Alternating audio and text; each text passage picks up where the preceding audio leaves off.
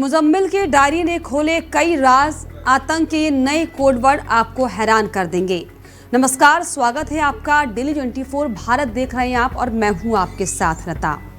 Delhi blast को लेकर लगातार जांच हो रही है। इसी कड़ी में पुलिस के हाथ अब मुजम्मिल की डायरी लगी है, जिसमें ऐसे कोडवर्ड का इस्तेमाल किया गया है जिसे अगर आप सुनेंगे तो हैरान रह जाएंगे। जी हाँ, दरअसल दिल्ली लाल किला ब्लास्ट मामले में फरीदाबाद से पकड़े गए संदिग्ध डॉक्टर मुजम्मिल की डायरी से आतंकी साजिश को लेकर कई बड़े खुलासे हुए हैं, क्योंकि डायरी में कोड वर्ड्स और 25 लोगों के नाम सामने आए हैं। आपको दरअसल बता दें कि ब्लास्ट से एक दिन पहले हरियाणा के फरीदाबाद से जिस संदिग्ध डॉक्टर मुजम्मिल को पकड़ा गया था, उसके सामान से नए राज खुले हैं। मुजम्मिल के कमरे से मिली डायरी और नोटबुक से ये खुलासा हुआ है कि ये टेरर मॉड्यूल काफी लंबे समय से आतंक की साजिश रच रहा था। इतना ही नहीं, एक सोची समझी साजिश के तहत भारत में आतंकी वारदात को अंजाम देने की भी योजना बनाई जा रही थी। सुरक्षा एजेंसी के हाथ जो डॉक्टर मुजम्मिल की डायरी लगी है, उससे अब दिल्ली धमाके को लेकर कई सवालों के जवाब भी मिलने की उम्मीद जताई जा रही है। सबसे पहले आपको बताते हैं कि डायरी में जो कोडवर्ड मिले हैं वो क्या हैं, क्योंकि पुलिस के जो हाथ डायरी लगी है उससे कई खुलासे होने की उम्मीद मिल रही है। मिली डायरी और नोटबुक में कई तरह के कोडवर्ड्स का इस्तेमाल किया गया है। जैसे डायरी में 8 से 12 नवंबर का जिक्र है, यानी कि ये सोची समझी साजिश जिसमें 8 से 12 नवंबर को कुछ बड़ा करने के लिए प्लानिंग चल रही थी, जो ये संकेत देता है कि उन तारीखों के बीच में कुछ प्लान था। यही नहीं, सूत्रों ने यह भी बताया कि डायरी में करीब 25 लोगों के नाम भी लिखे हुए हैं, जो कि ज़्यादातर जम्मू कश्मीर और फरीदाबाद के हैं। यानी अभी भी कई लोग पुलिस गिरफ्त से दूर हैं। अब ये पुलिस की जांच के दायरे में हैं। आखिर जो 25 नाम हैं वो कौन कौन हैं।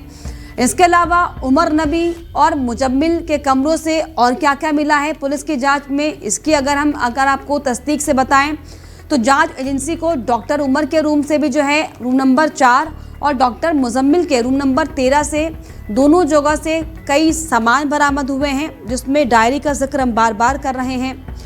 डायरी के अलावा पुलिस को एक मुजम्मिल के उस कमरे से भी एक ऐसी चीज़ मिली है जहां पर पुलिस ने धौज में 360 किलो विस्फोटक बरामद किए थे। ये अल फला यूनिवर्सिटी से महज 300 मीटर की दूरी पर है। और इसके साथ ये भी अब सवाल उठने लगे हैं कि अल फला जो यूनिवर्सिटी का जिक्र आ रहा है, आखिर इससे क्या कनेक्शन है।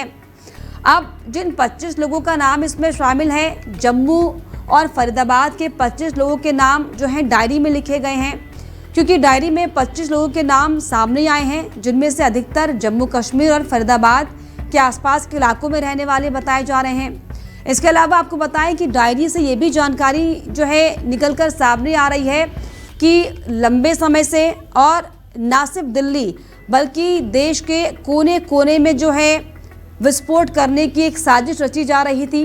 ये कहा जा रहा है कि विस्फोट एक सुनियोजित साजिश के तहत किया जाना था, जिसे पुलिस ने हालांकि नाकाम कर दिया।